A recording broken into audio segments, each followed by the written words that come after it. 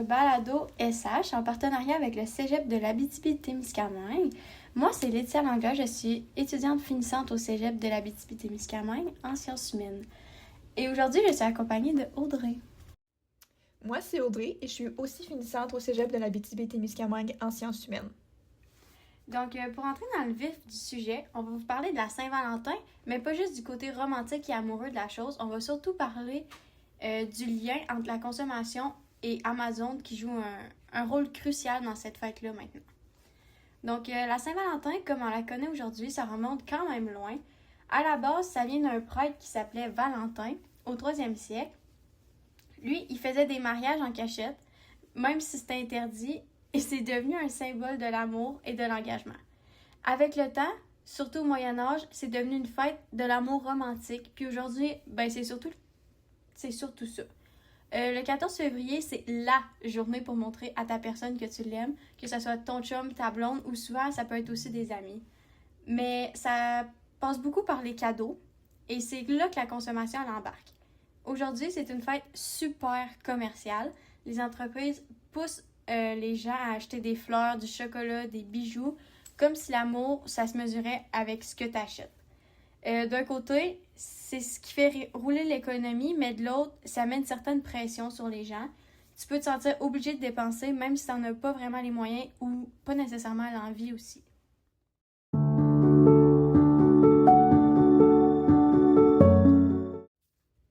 Mais Audrey, justement, pour continuer sur le même sujet, pourquoi Amazon est rendu aussi lié à la Saint-Valentin selon toi?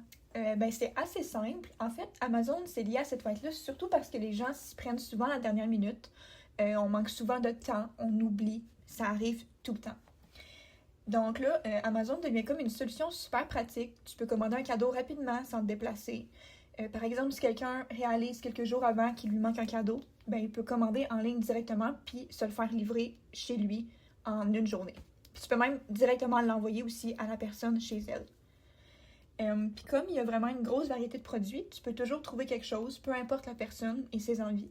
Fait que ça explique en gros pourquoi Amazon est autant utilisé pendant des fêtes. Ouais, mais mettons, Amazon en général, ça prend quand même une grosse place dans la façon de consommer aujourd'hui. Oui, c'est vrai. Aujourd'hui, Amazon a vraiment une place énorme dans la consommation. À la base, l'entreprise a été créée en 1994 par Jeff Bezos. Puis au début, c'était une librairie en ligne. Mais avec le temps, c'est devenu une plateforme mondiale où tu peux acheter presque de tout. Par exemple, aux États-Unis, Amazon représente environ 40% des ventes en ligne, alors que Walmart est autour de 5%. Puis en passant, c'est son principal compétiteur. Juste pour dire, l'énorme différence montre à quel point le marché est concentré et à quel point Amazon est puissant. Puis on peut se demander pourquoi ça marche autant. C'est super pratique. Tu as accès à une variété de produits, le site est facile à utiliser et surtout la livraison est vraiment rapide grâce à tout leur réseau logistique. Fait que dans le fond, Amazon, c'est pas juste un site pour acheter, c'est vraiment une plateforme qui influence la façon dont on consomme aujourd'hui en mettant directement en relation les vendeurs et les clients, puis en occupant une place centrale dans le commerce en ligne.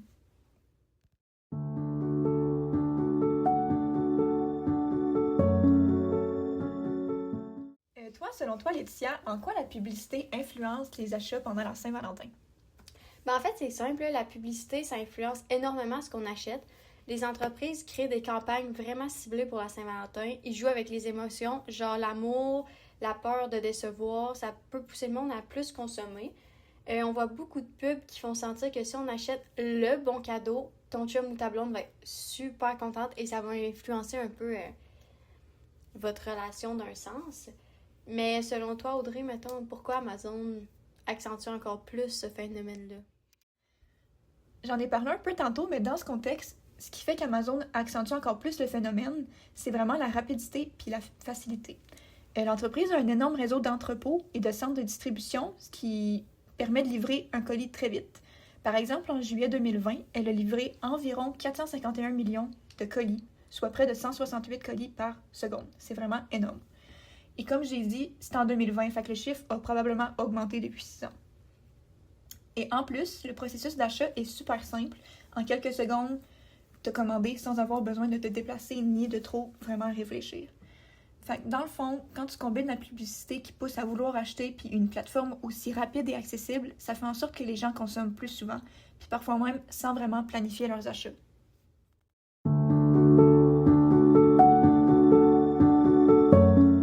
Et côté économique, ça a quoi comme impact toute cette consommation-là sur les entreprises? Ben, économiquement, ça a vraiment un gros impact, sincèrement. Les entreprises font beaucoup plus d'argent pendant la Saint-Valentin. Ça crée un gros pic de consommation et ça encourage les compagnies à produire et à en vendre encore plus. Mais en même temps, ça encourage aussi la surconsommation et ça peut devenir un peu excessif. Puis est-ce que tu penses que ça crée une pression sociale, le fait de devoir donner un cadeau à la Saint-Valentin? Socialement, ça a une pression énorme. Le monde, il se compare beaucoup. Tu sais, je sais pas si ça t'est déjà arrivé, mais ton ami reçoit un bouquet de fleurs puis t'en as pas eu, ça va jouer en dedans. Je suis d'accord. Genre quelqu'un qui a reçu le plus beau cadeau, le plus cher, ça devient une compétition sans nécessairement se le dire. Et aussi entre les personnes qui donnent le cadeau, pas nécessairement juste celles qui les reçoivent. C'est ça, tu peux avoir... Il y a certaines personnes qui peuvent se sentir moins importantes ou qui peuvent dire « Ok, mon chum m'aime moins que elle, son chum, ce qu'il a acheté, ça représente quelque chose de beaucoup plus gros. » OK. Puis pour les individus, est-ce que ça peut avoir des impacts financiers?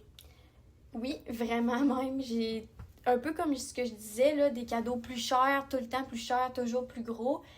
Au niveau financier, les impacts sont significatifs. Il y a des gens qui vont dépenser beaucoup plus que ce qu'ils devraient parce qu'ils se comparent, parce qu'ils veulent acheter plus gros que l'an passé. Juste pour répondre aux attentes de leur conjoint dans certains cas. Ils vont dépenser plus que leur budget et à long terme, ça peut vraiment nuire à la situation financière parce que tu veux pas nécessairement dire à ta blonde « Hey, j'ai pas d'argent à cette Saint-Valentin-ci pour t'acheter un gros cadeau. » Mais justement, on parle vraiment beaucoup des consommateurs, mais est-ce qu'il y a quelque chose qui arrive avec les employés d'Amazon?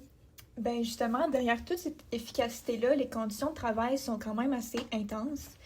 Dans certains entrepôts d'Amazon, les employés doivent cueillir environ 3000 objets par jour. Fait que c'est un objet aux 9 secondes. C'est vraiment rapide, puis ça met une grosse pression. En plus, certains font des journées de 10h30, 4 jours par semaine, à répéter exactement les mêmes gestes toute la journée. Ils sont aussi beaucoup surveillés. Il y a des systèmes qui calculent leur vitesse, leurs erreurs, leur performance en temps réel. Fait que ça crée vraiment une pression constante, un peu comme une compétition aussi entre employés. Puis c'est pas juste dans les entrepôts, les livreurs aussi sont touchés.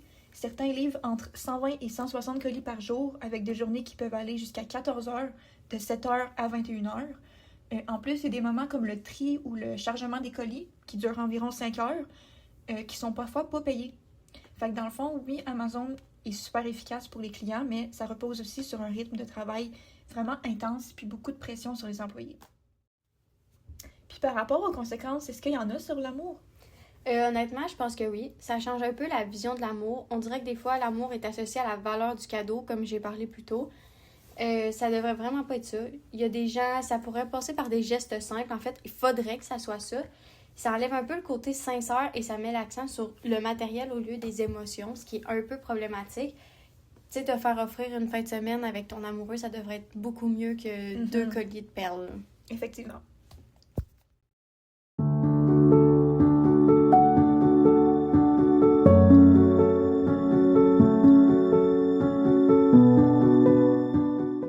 Après toute cette discussion-là, je pense que ça serait le moment de faire un petit quiz pour tester nos connaissances sur le sujet. T'en penses quoi? Je pense que c'est vraiment une bonne idée. On le fait. Fait que la première question que j'ai pour toi, c'est est-ce que tu penses que les recommandations personnalisées augmentent la diversité des produits consommés? Probablement. Je dirais que oui. C'est faux. Super. Ça enferme souvent, en fait, les gens dans les mêmes types de produits. Tout simplement. Ah, ben ça fait du sens, ça fait du sens. Je vais te relancer avec une autre question. Selon toi, qu'est-ce qui rend vraiment heureux les personnes à la Saint-Valentin? Et là, attends, c'est un choix de questions. A, un cadeau cher. B, une attention sincère. C, du temps de qualité. Ou D, ça dépend des gens. Moi, je dirais une attention sincère. Non, c'est tout ça. Parce que ça dépend vraiment des gens, là. Tu sais, ça peut être un cadeau cher. Il y a des gens que ça peut être ça, qui sont plus matérialistes. Il y en a que ça peut être une attention sincère. Moi, mon chum pourrait me faire une brosse à dents avec un sourire dessus, puis je trouverais ça cute. Je serais contente. Il y en a que c'est du temps de qualité, aller prendre une marche ensemble, se bécoter en avant de plein de monde, montrer que t'es amoureux, puis pas les autres. C'est ça dépend des gens, mais tout ça, c'est une bonne réponse. Parfait, c'est absolument logique. Ouais, mais je vais te poser une autre question. Vrai ou faux? On peut pratiquement organiser toute sa Saint-Valentin sur Amazon. Oui. Ouais. On peut trouver de tout.